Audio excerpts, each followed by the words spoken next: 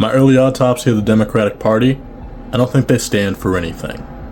I think they spent the last 2 years running against Donald Trump. So much of the campaign was about the other guy. You can only run against somebody who was in office. Ultimately, it's up to you to provide something tangible for people to support, not just something to negate. Kamala's best policy proposals were good, but there were nothing to write home about. Part of why they didn't break through the media landscape is because there was nothing exciting or groundbreaking in there.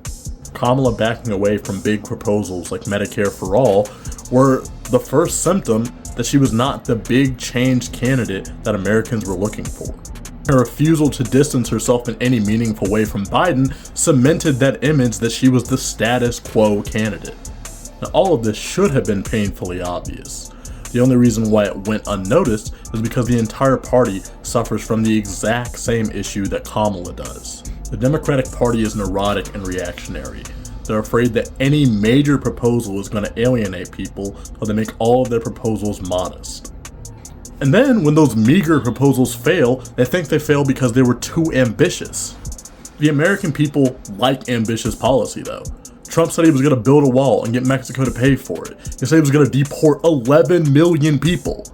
Nobody thinks he's going to successfully do those things, but they're confident that he is going to do something because he's going to try. The takeaway from this election shouldn't be that we need to pivot harder towards the center. It should be that we need to start swinging for the fences instead of bunting.